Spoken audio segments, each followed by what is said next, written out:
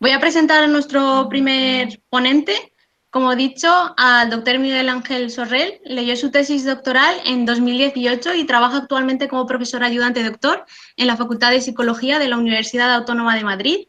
Sus intereses de investigación se centran en aspectos referidos a la medición y al ámbito de las ciencias del comportamiento y de la salud, en particular modelos psicométricos originados en el marco de la teoría de respuesta al ítem y la evaluación de ajustes y evaluación a través de test adaptativos informatizados.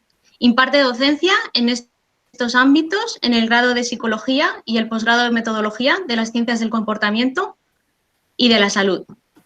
Ha publicado múltiples artículos en revistas tales como Organization Research Methods Assessment, Applied Psychological Measurements and Educational and Psychological Measurement.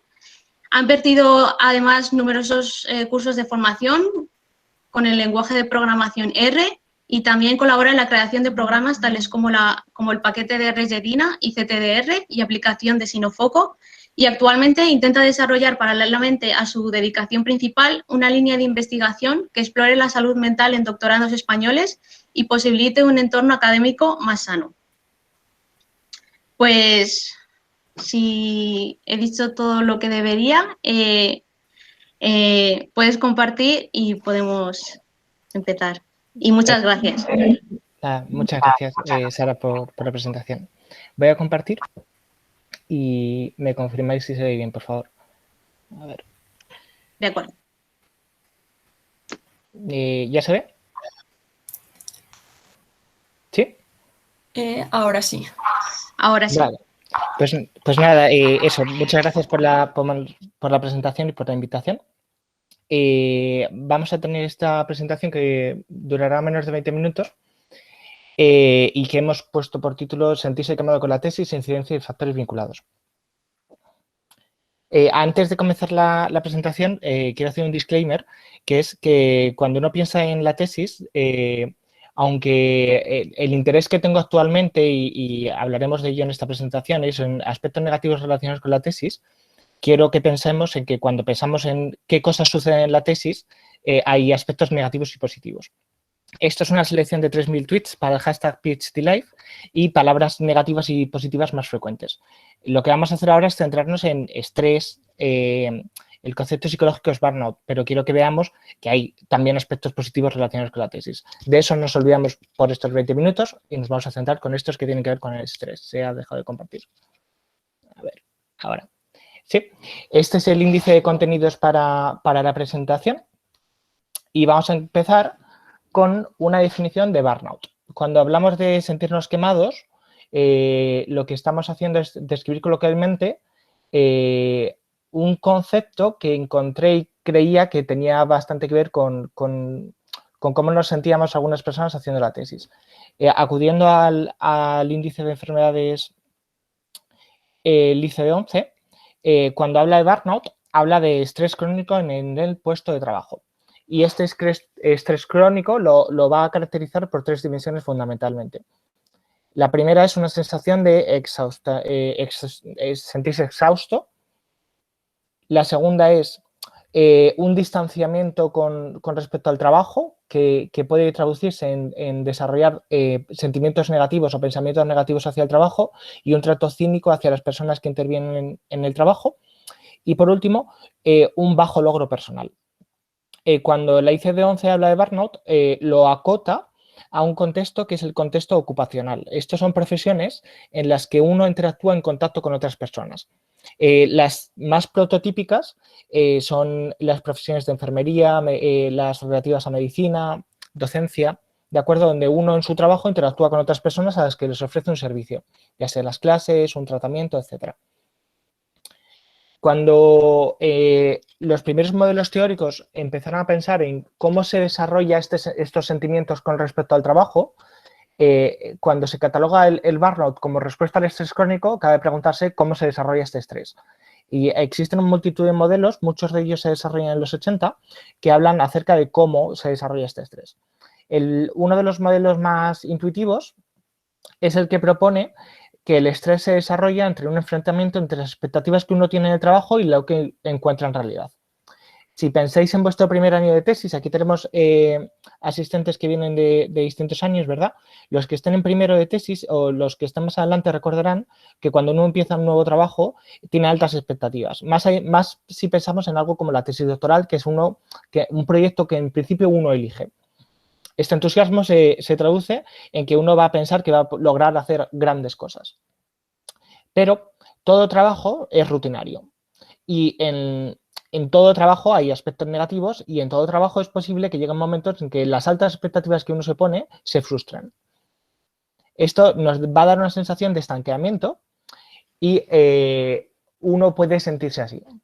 Cuando uno ha establecido expectativas muy altas y si ve que no logra alcanzarlas en el periodo de tiempo que consideraba, puede sentirse estancado. Este estancamiento puede llevar a una sensación de frustración en la que uno básicamente se enfada, está a disgusto con la situación actual, ¿de acuerdo? Cuando uno está mal durante mucho tiempo, al final es posible que llegue a conformarse, pero ya no tenga vocación por el trabajo. Hablamos aquí de sentimientos de apatía. Esto es un modelo, pero hay muchos otros. Un modelo más reciente, más completo, es el de los autores Baker y Demirty. Ellos van a hablar de que en todo trabajo existen demandas. Si las demandas son muy altas, pueden llevar a agotamiento. Y en todo trabajo existen recursos. Si los recursos son apropiados, las cosas funcionan bien, pero si los recursos que uno tiene, pensemos en salario, tiempo, etcétera, no son apropiados, uno puede adquirir bajo compromiso. Estos dos factores se retroalimentan. Si yo tengo mucha demanda y poco recurso, peor para todo.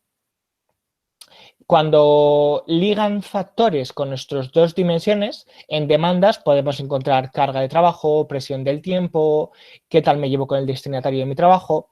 Y cuando pensamos en recursos, recursos que son importantes son la existencia de un feedback en cuanto al trabajo de uno, las recompensas y que uno encuentre que su trabajo es motivante o no. Existen otros modelos más, ¿de acuerdo? Existen modelos que hablan de la sensación de autoeficacia. Si uno se siente autoeficaz con lo que hace, todo fluye. Cuando uno no se siente autoeficaz con lo que hace, puede desarrollarse estrés. Existen teorías desde el intercambio social, en la que uno piensa que por la cantidad de trabajo que uno da, debería recibir una cantidad de recursos. Cuando existe una falta de acuerdo entre lo que yo creo que debería ganar y lo que gano, eso genera estrés. Y luego también esto va a ocurrir al compararnos con otros. Esto en la tesis doctoral todo el mundo coincide con otros doctorandos. En función de cómo yo pienso que me va a mí en comparación a cómo debería irle a los otros, esto también puede generar problemáticas. Luego hay otras teorías más de tipo organizacional, etc. El burnout, esta respuesta al estrés crónico en el trabajo, se ha estudiado en múltiples contextos. Cuando hablamos de contextos ocupacionales, como decía antes, enfermería, medicina, son contextos que suelen estudiarse mucho. Entonces, ha habido muchos estudios de prevalencia que hablaban de qué porcentaje de la gente desarrolla burnout en cada uno de estos contextos profesionales. Si observamos los números, no sé qué imaginario teníais, pero sí podemos ver que un alto porcentaje de la gente en estos estudios manifiesta problemas de estrés, entre un 20 y un 40% de los trabajadores inactivos en estas profesiones, según estos estudios de prevalencia. Para lo que nos sirven también los estudios anteriores, antes de pasar a hablar de doctorandos, es para tratar de ver qué factores relacionados existen. Cuando en esos estudios anteriores uno manifestaba altas puntuaciones en burnout, podemos buscar correlatos, variables que correlacionaban positivamente con manifestar burnout y otras variables que eran protectoras y llevaban a menores puntuaciones. Si diferenciamos por categoría laboral, podemos ver así en un vistazo que encontramos variables que son de red social, de apoyo de compañeros, existencia de feedback, el papel del supervisor, la carga de trabajo que adelantábamos antes, en estudiantes el apoyo que se reciba, la obtención de becas y la capacidad de resiliencia. Resiliencia es un concepto psicológico que hace referencia a mi capacidad de lidiar con el estrés. Yéndonos ya al contexto concreto de los doctorandos, desde hace pocos años, a raíz de dos estudios principalmente que vamos a comentar brevemente ahora, se habla de la existencia de una crisis de salud mental en doctorandos. El primer estudio que que aborda esta cuestión directamente. Tiene lugar en Bélgica y la motivación del estudio es muy simple. Notaban en Flandes que si echaban la vista atrás, las plazas en universidades apenas habían crecido, pero el número de doctorandos no paraba de crecer. Y entonces lo que Lebeck y colaboradores se plantearon es si este desajuste entre cantidad de oferta laboral y número de personas aplicando a esas ofertas podía estar relacionado con problemáticas. Y en efecto es lo que encontraron. Pasaron distintos cuestionarios de salud general y encontraba que el 50% de la muestra mostraba problemas de salud. Algunos como depresión, problemas para dormir. Y lo que hacían era comparar con otra muestra de adultos en Bélgica y encontraban que los doctorandos, en comparación a los adultos de Bélgica, tenían un 2,4 probabilidad más de tener prevalencia. En cuanto a qué variables se relacionaban con manifestar estos problemas, la variable más importante, que seguro que tenéis mucho en mente, es el balance entre vida personal y trabajo. Y también el estilo de liderazgo del director. Este estudio es de los primeros que surgen. Luego hay otro que ya popularizó mucho el tema, que es el de Evans y colaboradores, que tiene lugar sobre todo con muestra de Estados Unidos y es el que dio lugar a esta frase que se ha citado textualmente mucho desde entonces, que también comparaban las prevalencias de problemáticas de salud mental en doctorandos y en la población general y llegaban a esta frase en la que encontraban que en adultos educados también los doctorandos eran 6 veces más probable que tuviesen depresión y ansiedad. La mayor parte de las veces se nombraba el papel del director y cuando se analizaban por separado en minorías encontraban que los problemas de salud mental eran más probables en las minorías. Luego, ya otra vez de vuelta en Europa, Peter sí hace una red de doctorandos en Alemania, hace una encuesta macro en la que participa muchísima gente y encuentran que el 70% de la gente que está haciendo la tesis en esta encuesta, doctorandos de Alemania, están satisfechos con su tesis, pero el 60% no está satisfecho con su balance vida personal-trabajo. En cuanto a las tasas de abandono, el 40% piensa en abandonar. Y los motivos que se mencionan más veces son la supervisión recibida y la carga de trabajo. Y luego, un factor importante de tipo organizacional es que la mayor parte de la gente, o un gran porcentaje de la gente, no la mayor parte, perdón, tenían una financiación que era inferior al tiempo promedio para graduarse. En España, la agencia SINC inicia una serie de artículos en las que tratan de hacer eco de esta noticia. Tienen 4 artículos publicados sobre ello y en el primero de ellos hablan de qué motivos pueden causar la crisis de salud mental. La escasez de plazas, la sensación de publish or perish y la sacralización de la vocación científica son las causas más veces nombradas. Esa idea de, cuando hablamos de sacralización, es esa idea de que uno para que le vaya bien la tesis tiene que trabajar 10-12 horas al día o si no, no va a ser exitoso, y diferenciar lo que es un trabajo normal de lo que es hacer la tesis. En España se han ido conquistando derechos. Hay entidades que son muy activas en esto, pero otros aún faltan. Si os pongo en pantalla esta frase, el doctorado no es en sí mismo un trabajo ni está remunerado, y os preguntase, y tuviésemos tiempo para hablar de ello, de qué año pensáis que es, creo que como hemos avanzado mucho en los últimos años, tendríamos a pensar que esta frase es de hace tiempo. Sin embargo, esta frase, no sé si lo visteis, pero es de hace unos pocos días. Gente del gobierno ha opinado esto. Con respecto a las perspectivas de futuro, que hemos visto que son claves para que uno sienta o no ese estrés también, tenemos que las plantillas son muy envejecidas. El país ha adelantado hace unos años que va a haber un relevo generacional importante, pero como no ha habido plazas en el pasado, la estabilización cada vez va a llegar más tarde. Si nos cogemos los datos del Ministerio, la fuente oficial, tenemos aquí representado la edad media para cada categoría laboral en una universidad pública y distintos años hacia atrás, y vemos que hay una tendencia, no es una tendencia de crecimiento enorme, pero sí que hay una tendencia de crecimiento. Si echamos un vistazo y decimos 5 años hacia arriba, 5 años hacia abajo, vemos que en realidad casi todos los ayudantes doctores van a estar en torno a los 40 años. Todo este contexto nos llevó en 2019 a recoger datos que luego acabarían siendo publicados en 2020 en este artículo, junto con 2 autores también de la Universidad Autónoma de Madrid. Y lo que queríamos ver es, visto este contexto en España tan duro y vistos los datos de prevalencia en otros países, ¿cuál es la situación en España?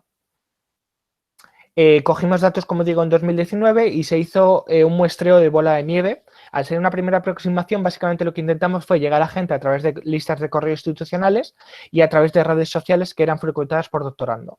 Al final se llegó a unas 300 personas, que para los análisis que se iba a hacer se estimó como suficiente, y si queréis echarle un vistazo a los datos o código, los podéis acceder en el enlace correspondiente, en el artículo aparece. Se pasaron distintas escalas, entre ellas pasamos escalas de burnout, de resiliencia, de inteligencia emocional, de satisfacción con el director y algunos distintos datos sociodemográficos. Con respecto a los sociodemográficos, por poner un poco de contexto con respecto a la muestra, se ve que el 60% de la muestra sí que tenía un contrato predoctoral, pero un 40% no lo tenía, que el 50% de la muestra, además de su tesis, tenía que tener otro trabajo no relacionado con la tesis para ingresar dinero, que el 50% de la gente venía de una ciudad distinta a la que estaba cursando el doctorando, y en datos de prevalencia y depresión, de ansiedad y depresión con respecto a otros países, un 30-20% de la gente había tenido problemas de ansiedad y depresión en el pasado. Cuando calculamos las tasas de prevalencia de burnout, para cada una de las 3 dimensiones, encontramos que comparado con los datos que dábamos antes para otras profesiones, se observan datos de prevalencia muy altos.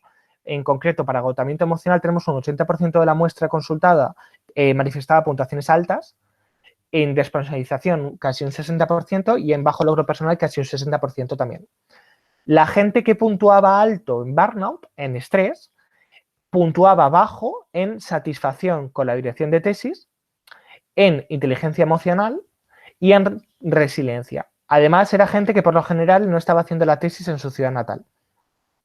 Diferenciando por dimensión de burnout, tenemos que en general inteligencia y las 3 variables dirección, resiliencia e inteligencia emocional tenían valores de importancia similares a la hora de predecir el burnout, pero sí que vemos que se pueden hacer pequeños desgloses por dimensión. ¿De acuerdo? Resiliencia es más importante para agotamiento y inteligencia emocional parece ser más importante para bajo logro.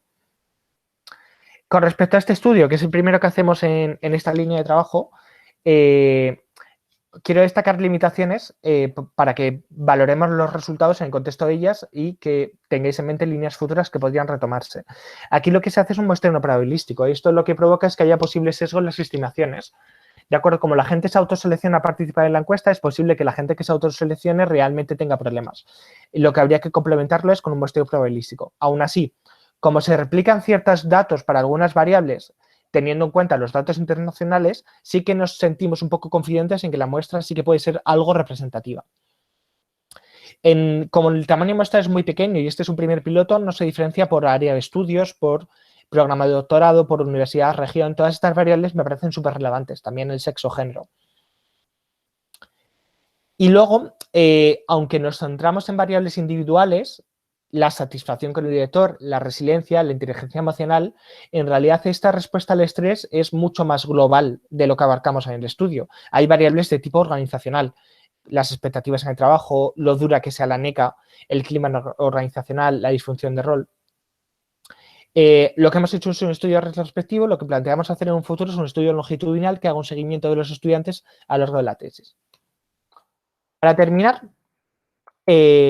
para no enrollarme más, quiero acabar con que, si bien hace poco no se hablaba tanto de esto, recientemente se habla mucho de la salud mental en doctorandos. Y yo creo que es una respuesta a que estos estudios previos han sido muy relevantes. Actualmente podemos encontrar artículos que llevan estos títulos y que hablan acerca de cómo podemos hacer un mejor entorno en la academia. Para terminar, selecciono uno de los artículos que os muestro en la presentación anterior, que está escrito por Fernando Maestre, que habla acerca de cómo los IPs, los investigadores principales, pueden hacer laboratorios más sanos. Él hace un desglose de 10 puntos. Si comentamos alguno de ellos, básicamente son cosas básicas. pero que yo creo que si echamos un vistazo a lo que está en pantalla ahora mismo, por mucho que sea básico, seguro que si pensamos en los laboratorios donde trabajamos cada uno de nosotros y nosotras, faltan cosas de estas. Y realmente hay que dar pasos hacia que estas cosas y otras que se consideren relevantes estén aseguradas en los entornos en los que trabajamos. Cosas como mostrar gratitud, respetar horarios, no compararse con los demás, etcétera. Hablar del fracaso en ciencia. Esto con respecto a los IPs. Cuando uno piensa en qué se le puede decir a los doctorandos y doctorandas, lo que hice fue hablar con gente que está haciendo actualmente la tesis y igual lanzar algunos puntos. En primer lugar, existe un efecto techo en lo que uno puede hacer. Cuando hablamos de altas expectativas, por duro que sea, uno no debería empezar la tesis pensando que va a ganar el premio Nobel si no hay un histórico de premio Nobel en su facultad. Porque, o al menos ser consciente de que realmente es una cosa que es muy complicada que pase. Por eso hablamos de efecto techo, porque uno trabaja en un equipo, en un contexto, con un acceso a ciertos recursos que limitan lo que alguien va a poder hacer durante su tesis. Cuando uno es consciente de ello, va a poder hacer expectativas que sean más realistas. Que cada uno encuentre su rutina de trabajo, que se trabaje la asertividad con los directores y directoras, de tal manera que se pueda hablar de qué es mejor para cada punto de vista, que se busquen referentes sanos alrededor, que exista realmente un balance entre vida personal y profesional y no dejéis pasar oportunidades para aprender, reuniones, congresos, estancias. Y algo que suele pasar es que el 10% final de un artículo es el 10% que más cuesta escribir. Y esto suele ocurrir porque existe una sensación durante la tesis en la que uno tiene que enviar cosas que estén perfectas. Y en ciencia la perfección no existe. Las cosas hay que hacerlas con mucho cuidado, pero hay que tener cuidado con este perfeccionismo extremo que nos puede llevar a la inmovilización. Viendo la página de Red de Doctorandos, veo que también tenéis ahí una serie de recursos del CSIC que han listado. Dejaos guiar por gente en vuestro entorno, acceded a este tipo de recursos, valoradlos y difundidlos. Y esto es lo que quería decir. Así que espero que os haya resultado interesante y no me haya pasado mucho el tiempo. Y encantado de ver luego lo que conseguiréis. Pues muchas gracias y sí, con la parte de recursos que tenemos en la web sí que tenemos pensado tener en cuenta expertos para ir rellenando con referencias y todo. Y muchas gracias. Vamos a dejar las preguntas para el final y Marta. Sí, voy a presentar a la doctora Lara Pacheco, que muchísimas gracias por acceder a dar esta charla. Antes recordar que las preguntas ya las podéis ir escribiendo por el chat, ¿vale? Para que luego no nos lleguen todas a la vez.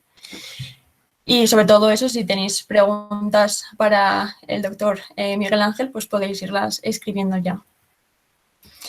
Vale, pues es un placer presentar a la doctora Lara Pacheco.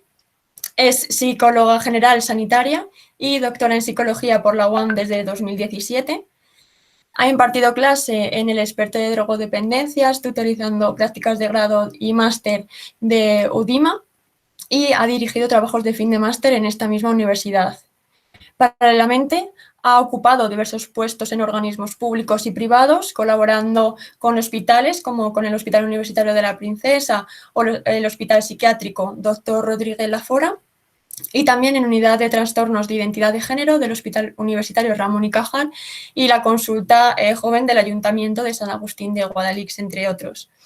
Además, es miembro de la sección de Psicología Clínica de la Salud y Fisioterapia y Psicoterapia del COP de Madrid y desde el 2013 hasta la actualidad desarrolla su carrera profesional con pasión en el ámbito que más satisfacciones y enriquecimiento le ha dado hasta la fecha, el de la psicoterapia con adultos y mayores en Zenit Psicólogos, dentro del cual es socia fundadora. Así que cuando quieras puedes empezar. Muchas gracias, Marta. Bueno, voy a comenzar a presentar. Mientras tanto, daros las gracias a todos por acudir y, bueno, espero que os resulte interesante lo que tengo que contaros. En algunos puntos se solapa algo con lo que acaba de presentar el doctor Sorrell, pero bueno, creo que la perspectiva es otra y bueno, puede ser interesante, supongo. Entiendo que se está viendo Sí, la presentación ahora perfectamente. mismo. Sí, perfectamente. Vale, genial. Bueno, voy a intentar que se ajuste a los 20 minutos también, porque tampoco quiero extenderme demasiado y es verdad que probablemente sea casi más interesante las preguntas que tengáis que hacer. Y sí que quería empezar un poco por la parte teórica, por los datos, ¿no? Porque al final yo no me he centrado tanto en el plano teórico como en la anterior presentación, más en el práctico, evidentemente, que además es a lo que me dedico, pero sí quería comentar, bueno, algunas de los datos que desde estos primeros estudios que se realizaron en salud mental de estudiantes de doctorado, pues que es cierto que son bastante importantes, creo, esa frase, ¿no?, de que hay 6 veces más probabilidades de desarrollar ansiedad o depresión que la población general por estar haciendo una tesis. Se encuentran en algunos estudios hasta más de un 30% seguro de personas en el rango de depresión moderada frente a un 6% en la población general. Se han hecho un par de encuestas en la Universidad de Berkeley. Yo aquí he reflejado un 4% de personas haciendo la tesis que habían pensado en suicidarse, pero es que hasta se dice un 10%. Y bueno, me parecen datos bastante importantes. El estudio que han hecho en la Autónoma sobre el burnout, también se ve que las tasas de burnout en los estudiantes allí son muy altas y bueno, creo que también es importante tenerlo en cuenta. Sí que quería destacar algunas sensaciones más que se publican también. Esta sensación de presión constante, una pérdida de autoconfianza, insomnio que se da en las personas que estudian un doctorado. Y sí que leí, bueno, es ya del 2016, pero me parece que no va a ser tampoco muy diferente en la situación actual, porque no sé si hemos mejorado especialmente en este tema, pero en esta asociación de Sin Ciencia no hay futuro, me parece que hicieron una encuesta y entre los investigadores del rango de 25 a 35 años, hasta un 80% habían pensado en dejar su trabajo, que además ha señalado en la charla anterior como un 40%, pero si aquí en España estamos en el 80%, bueno, pues creo que es importante prestarle atención. Hay muchos factores por lo que una persona puede querer dejar de ser investigador, ¿no?, de dedicarse a esto, pero bueno, el tema de la salud mental me imagino que es también bastante relevante. Bueno, sí que como creo que, bueno, yo hice la tesis en ese momento, ya no me dedico a investigar, efectivamente, me dedico más a la clínica, más, que quiere decir que algún TFM tutorizo, cosas así, pero en realidad mi ocupación principal está en la clínica. Pero claro, cuando uno hace la tesis es muy consciente de que lo que se necesita para hacer la tesis es una carga mental importante, es decir, necesitas creatividad, necesitas capacidad de extracción súper alta, necesitas poder manejar mucha información diferente y poder relacionarla entre sí, y es que para esto la salud mental deteriorada creo que es lo peor que nos puede pasar. Entonces, no es solo que estemos quemados a lo mejor o que tengamos problemas de salud mental, sino que en este trabajo precisamente creo que lo deteriora especialmente y causa mayor sufrimiento, por supuesto. Bueno, sí que como esto es así, me parece importante ver qué cosas hacen que desarrollemos estos problemas de salud mental según lo que han planteado diferentes estudios. Después sí que os contaré bueno, cosas que son importantes prestar atención, ¿vale? Pero ¿qué puede hacernos que generemos un problema de salud mental?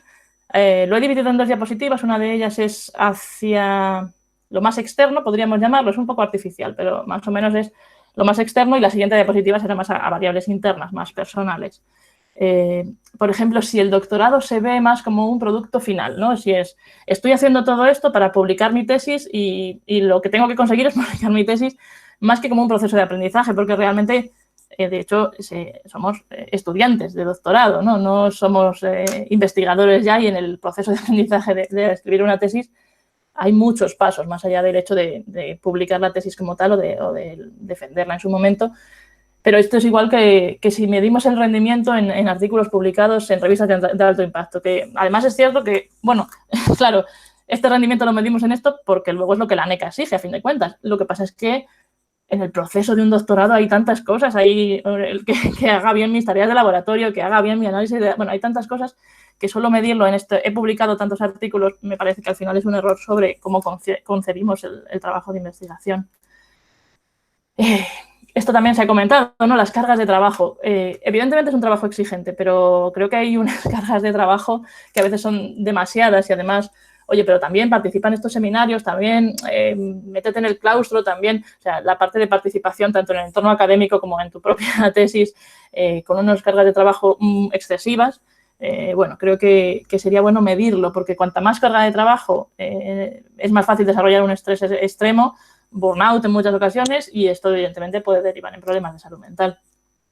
Por supuesto, como se señalaba antes, un director que deje hacer demasiado es uno de los factores más importantes para desarrollar burnout, pero para desarrollar problemas de salud mental en general también, porque se genera mucha incertidumbre, no sabes exactamente por qué estás haciendo lo que estás haciendo. Bueno, eso sí que es bastante importante también, que tengas un director que sepa dirigir, que no simplemente te deje hacer como tú consideres. Y claro, la parte pragmática también existe, que tengas financiación, que tengas una incertidumbre hacia el futuro, porque no solo es que a lo mejor te conceden tus 4 años de financiación, pero luego a lo mejor no sabes si va a servir para nada ese trabajo que estás haciendo, ni si vas a poder vivir de esto en muchas ocasiones. Esa incertidumbre, que además creo que en España es especialmente significativa, bueno, puede deteriorar bastante nuestra salud mental. Y en este punto justo es en un punto medio, ¿no? Entre lo más interno y lo más externo, porque, claro, el trabajo de investigación, en términos generales, es solitario. Es pues eso, estar metido en un laboratorio, o analizar, o leer, o bueno, suele ser bastante solitario y conlleva muchas veces una sensación de aislamiento que sí es importante paliar, porque al final, cuando tú te ves a ti mismo muchas horas trabajando solo, bueno, creo que es bueno tener un grupo, aunque sea de iguales muchas veces, para poder trabajar con ellos. Creo que esto es bastante importante. Pero bueno, estas son las variables más externas, y las variables internas, que también las tenemos, podrían ser, en primer lugar, como también ha comentado Miguel Ángel, los conflictos entre tu vida personal y la realización del doctorado, pero conflictos de todo tipo. No sé, puedes tener un familiar enfermo, puedes necesitar tener ocio con tu familia o con tus amigos, puedes tener un choque importante entre tu vida y el trabajo de realizar la tesis, que si no se equilibra da lugar a problemas normalmente. Además, esto que tiene mucho que ver con ese estilo de la academia de como endiosar toda la parte de investigación, de las tesis, etcétera, es una especie de orgullo por el que yo, mira, estoy fatal, tengo mucho estrés, no duermo, lo estoy pasando muy mal, pero como sigo trabajando, pues me siento como muy orgulloso de mí mismo y creo que, bueno, quiero creer que esto está cambiando en general, porque es cierto que hay un momento dado en el que esto no se puede sostener, porque somos humanos a fin de cuentas, ¿vale? Si hay problemas de salud física en ese periodo de realizar el doctorado, desde luego, como que se imposibilita, no sé, problemas de salud física tipo me tengo que operar de algo. Evidentemente, deteriora mucho tu capacidad de seguir investigando, y esto, en un contexto competitivo como el del doctorado, bueno, puede lastrar mucho también la salud mental. Luego, cosas que tenemos muy claras, ¿no? Porque una persona que hace el doctorado, en muchas ocasiones, ha tenido anteriormente una excelencia académica en muchos ámbitos, en el instituto, en la universidad misma, ¿no? Un nivel muy alto, y es verdad que en muchas ocasiones se acompaña también de una autoexigencia excesiva. Cuando llegamos además cada vez más a unos estándares más altos, pues me exijo más todavía. Me sirve criticarme para mejorar, en teoría, aunque normalmente no mejoramos con una autocrítica destructiva, por supuesto, o ese perfeccionismo, ¿no? Tengo que hacer todo perfecto para que sea válido. Y a lo mejor no somos capaces de hacer las cosas tan perfectas porque, como decía antes, somos humanos. Lo normal es cometer errores. Y claro, en este entorno, con estas variables de las que estamos hablando, se genera una cosa que se llama el síndrome del impostor. No sé si lo habéis escuchado en alguna ocasión. Que no es un síndrome de verdad, o sea, no está definido en ningún manual de psicología, no lo es realmente, pero es una forma de expresar, es como una forma de hablar, de expresar que una serie de variables o de síntomas, ¿no? Cosas que nos ocurren, son comunes a muchas personas, y esto es bastante frecuente, y es bastante frecuente también en personas que hacen el doctorado. ¿En qué consiste el síndrome del impostor? Además, es curioso porque no suele generar, o por lo menos lo que yo me he encontrado trabajando con personas que están haciendo doctorado, es que no genera que hagan peor su trabajo, lo siguen haciendo. Lo que genera es mucho sufrimiento interior, porque claro, tú te convocan a oye, ¿por qué no haces esta ponencia que es en un sitio muy interesante y además es importante y vas a demostrarte a gente que te va a valorar? Y además la persona que te lo propone también te valora, pero tú por dentro piensas, pero si yo no soy nadie, se van a dar cuenta de que en realidad no sé tanto, no, es como esa sensación de soy un impostor en este ambiente, que además en un ambiente como el de la realización del doctorado, claro, estás rodeado de gente que también es muy buena en su trabajo, efectivamente. Entonces, pues es que todo el mundo te puede parecer mejor que tú y esto genera un sufrimiento interno muy, muy importante. Entonces, bueno, es una de las cosas que generan problemas de salud mental. Bueno, cuando preparaba esta charla, llevo tiempo prácticamente por ocio, o sea, no lo hago para nada concretamente, informándome, buscando artículos sobre estos problemas de salud mental por curiosidad personal, pero no lo había hecho en los últimos años, entonces dije, ostras, pero con esto del COVID, ¿cómo estará la salud mental de las personas que estudian el doctorado? Y investigué un poquito para realizar esta presentación que estamos haciendo, este seminario, y es que resulta que no parece que haya afectado pues el contexto de pandemia y que en muchas ocasiones a muchos colectivos les está afectando bastante negativamente sobre su salud mental, no parece que haya sido un agravante en la salud mental de los estudiantes de doctorado. Sí que ha habido, de hecho, bastantes publicaciones en las editoriales de revistas científicas y demás. Cuidemos a nuestros investigadores, este momento es importante estar pendientes de nuestra propia vulnerabilidad, etcétera. Eso sí que se ha hecho, pero en las encuestas o en los estudios valorando su salud mental no parece que haya afectado negativamente y, sin embargo, sí a los estudiantes de grado, por ejemplo, ¿no? A los que todavía no se han graduado.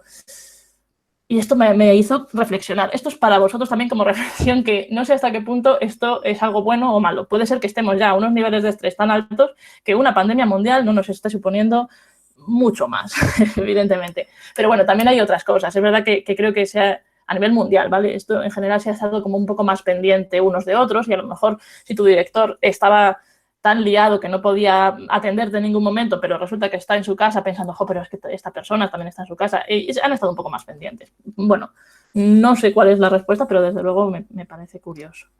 Pero y ahora vamos a esta es la diapositiva que considero más importante porque creo que si estáis haciendo la tesis y os veis regular, hay como límites que ojalá podáis ver, como esto ya no lo puedo sobrepasar porque me va a hacer mal a mi persona, ¿vale? A mí como persona. Son los puntos en los que probablemente tuviéramos que decir, mira, puedo ir a un psicólogo y a lo mejor puedo encontrarme mejor y seguir haciendo la tesis, por cierto, ¿vale? Estos signos de alarma están más o menos ordenados como de más leves a más graves, ¿vale? Por ejemplo, sentirse constantemente triste, ansioso, preocupado o incluso vacío. Y esto resalto constantemente, ¿vale? Porque además en un proceso, no sé, pongamos 4 años de duración, lo lógico es que haya momentos de preocupación, haya momentos de ansiedad mayor y menor, de tristeza. Bueno, este tipo de emociones no son en sí mismas un problema, pero cuando se mantienen constantes, por ejemplo, durante meses, sí que creo que hay que preocuparse. Igual que la sensación de vacío. Esa sensación de vacío creo que sí que puede ser importante prestarle atención porque suele tener que ver con problemas psicológicos en algún momento. La sensación de sentir que no vales o de sentirte culpable, ¿no? Es como, estoy haciendo todo esto, pero en realidad no valgo para esto, o le estoy dando problemas a todo mi grupo de investigación, o bueno, este tipo de sensaciones, cuando se prolongan en el tiempo sí que es importante prestarles atención porque no son saludables, sobre todo, y porque nos generan mucha ansiedad, nos generan muchas situaciones muy desagradables, especialmente para poder tener cierta concentración. La pérdida de interés y satisfacción por las actividades de ocio es uno de los síntomas más claros de cuando uno está, por ejemplo, deprimido. Pero es que además esto se convierte en una pescadilla de que se mueve la cola. Si estoy trabajando 12 horas al día y la media hora al día que tengo para ver una serie, resulta que no estoy sintiéndome interesado, no me apetece o no me satisface esto que estoy haciendo, ver una serie o ver a tu pareja o quedar una tarde a tomar unas cañas. Cuando no sientes esa satisfacción, además es que no se puede compensar. Tengo mucho estrés, pero no lo compenso con nada porque no me siento a gusto en estas situaciones. Entonces, claro, esto es importante porque ese bucle puede dar lugar, claro, a que empecemos a encerrarnos cada vez más, a aumentar el estrés, bueno, este tipo de situaciones.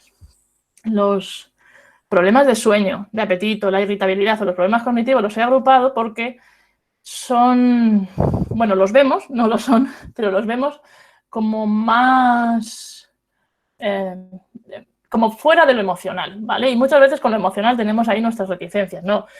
Si soy vulnerable, soy débil porque estoy triste, porque es que estar deprimido tiene que ser, ¿no? Tenemos ese concepto de las cosas emocionales y muchas veces las cosas emocionales generan, por ejemplo, problemas de sueño o no duermo, me despierto durante la noche, me despierto muy pronto y no concilio más el sueño, los problemas de apetito, ¿no? De comer nada o de repente comer muchísimo de una forma un poco como una ansiedad. La sensación de irritabilidad que además no solo la ves tú, que esto es que justo en este punto es cuando llama más la atención, oye, estás un poco mal, ¿no? Porque resulta que no los ves tú que estás muy enfadado con el mundo, es que te lo dicen además, oye, que es que estás a la que saltas a la mínima que te digo algo, no sé, te enfadas conmigo, esa irritabilidad la notan además tu red social normalmente, y los problemas cognitivos, especialmente cuando estás haciendo un trabajo como de investigación, un doctorado, se notan muchísimo, una falta de concentración, de repente no me acuerdo, pues es que estaba leyendo este artículo hace un momento, ¿cómo lo voy a citar aquí? Pero bueno, ese tipo de peor memoria, los problemas cognitivos nos dan muchas veces la alarma, ¿no? De que estamos mal y es más fácil porque lo vemos como menos emocionales en muchas ocasiones. El consumo de drogas o de alcohol no en un plano recreativo, porque bueno, pues no sé, creo que no necesariamente son un problema psicológico cuando lo usamos en un plano más de ocio, pero si consumimos drogas o alcohol o bien para desconectar del trabajo o bien para trabajar, sí que es un signo de alarma bastante claro y por supuesto, vamos, como psicóloga lo tengo clarísimo que los pensamientos de suicidio son como el punto extremo, porque al final intentamos hacer como, pues eso, estoy haciendo una tesis, pero es que mejor hacer la tesis que acabar matándote. Esto, el suicidio es como el límite al que podemos llegar, porque una vez que esto pasa, es que no se puede hacer otra cosa después, claro. Entonces, es el pensar en quitarte la vida como medio convencido, creo que es bastante relevante para decir, oye, no, estoy bien, algo en mi vida está fallando y si estás en este contexto de investigación, por supuesto, creo que hay que atenderlo también. Bueno, y en cualquier contexto, desde luego. Viendo que estos son como los signos de alarma, también me pregunté qué puede hacer que una persona, viendo esto, de repente venga o no al psicólogo. Por ejemplo, al psicólogo o vaya al psicólogo. Esto es un poco independiente. Y encontré un artículo justo como en personas jóvenes, ¿vale? Pues que son las que normalmente tienden a hacer doctorados, hay personas mayores también haciéndolo, pero como el grueso de personas son de una edad bastante menor. Y encontré varios puntos que creo que está bien tener en cuenta como para que los podáis ver en vosotros mismos o podáis verlos en compañeros como, ostras, si estás mal pero tienes esto, a lo mejor te va a costar y tenemos que buscar la forma de apoyar, por ejemplo, a esa persona o algo de ese estilo o llamarnos la atención a nosotros mismos. Bueno, puntos como que sí fomentan que pidan esa ayuda psicológica serían que sepan lo que es la salud mental, que sepan qué cosas son normales y qué cosas no, que existen recursos de ayuda, además sentirse un poco competentes en expresión emocional, ¿no? Sí, yo soy capaz de contar lo que me pasa más o menos y que piensen que existe una posibilidad de ayuda, ¿no? Que confíen en esos proveedores de ayuda. Bueno, es que un psicólogo puede ayudarme a esto, por ejemplo, ¿vale? Que en muchas ocasiones, esto le parece muy obvio dicho así, pero creo que en muchas ocasiones todos tendemos a pensar, no, esto yo solo lo hago, ¿vale? Que de hecho es en el otro lado, ¿no? El lado este rojo, que cosas no te hacen pedir ayuda psicológica. Tener ideación suicida o un estado depresivo importante muchas veces hace que te vayas recluyendo lo suficiente como para no pedir esa ayuda, aunque ojalá sería lo mejor que se pudiera hacer para salir de ahí. La idea de que no puedes encontrar esa ayuda porque hayas tenido una actitud negativa hacia lo que es la psicología, la salud mental, los psicólogos, o que hayas tenido malas experiencias pasadas, que también ocurre de vez en cuando, evidentemente, porque psicólogos hay de toda clase. Y esa otra frase que decía, ¿no? La creencia de que las cosas que me pasan emocionales las tengo que gestionar yo. Estas son cosas que dificultan, claro, que pidamos ayuda. Pero bueno, esto porque lo podáis tener en cuenta, por si os veis reflejados en algo de esto, bueno, que sea un poco ahí de señal de alarma en algún punto de, oye, ten en cuenta que si estás en este otro punto, a lo mejor no viene mal pedir ayuda. Y bueno, por último, sí que cosas podríamos hacer con esto que hemos hablado, también en un plano general, no solo personalmente, pero sí que creo que las instituciones, las universidades o los grupos de investigación en general, sería bueno que tuvieran esta atención, ¿no? Es como estar vigilantes de que las personas con las que trabajas están bien. Estos 10 puntos que ha presentado el doctor Sorrell, ¿no? De que los investigadores principales, sería bueno que estuvieran atentos a este tipo de variables. Al final es esto, ¿no? Es tener en cuenta la salud mental de la gente con la que trabajas, ¿no? Desde la institución o desde los encargados. Sería muy interesante, por supuesto, porque es un factor que satura mucho en esos problemas de salud mental, que los directores de tesis tuvieran acceso a formarse también o a conocer recursos para que su liderazgo sea más positivo, no sea dejar hacer, no sé, porque muchas ocasiones también están saturados, pero en la medida de lo posible que puedan saber cómo dirigir, porque en realidad esto tampoco se suele enseñar y sería una cosa bastante interesante. Que una persona que está haciendo la tesis siempre esté incluida en el grupo de investigación, que participe de forma relevante, que se le tenga en cuenta, que cuenten con él en un sentido general, pero a la vez que se pueda reconocer su proceso de aprendizaje. Como, bueno, estás haciendo la tesis, tienes que aprender, vas a cometer errores, pero en ese proceso hay muchas cosas que hacer, que no son solo, por ejemplo, lo de publicar artículos, como decíamos al inicio. La vigilancia de la carga de trabajo es bastante importante porque, claro, si tu carga de trabajo es muy alta, parece que vas a hacer más cosas y normalmente si tienes una carga de trabajo asumible es cuando más productivo eres. Probablemente esto ya esté pasando y pasa en muchas ocasiones, pero porque no se nos olvide tener grupos de iguales. Es importante que puedas estar en un laboratorio con gente o que puedas estar en la cafetería con un grupo de investigadores, un grupo de doctorandos también con los que puedas hablar de cómo estás y de qué mal te ha tratado en ese momento tu director o no. Esa parte creo que es importante también para desahogarse y para entenderse. Y bueno, claro, programas de mejora de la salud mental con difusión, pues esta charla mismamente, por ejemplo, o que puedan facilitar de alguna forma el acceso al apoyo psicológico de las personas que estudian el doctorado. Y bueno, por mi parte, esto es lo que podía contaros. Espero que os haya gustado.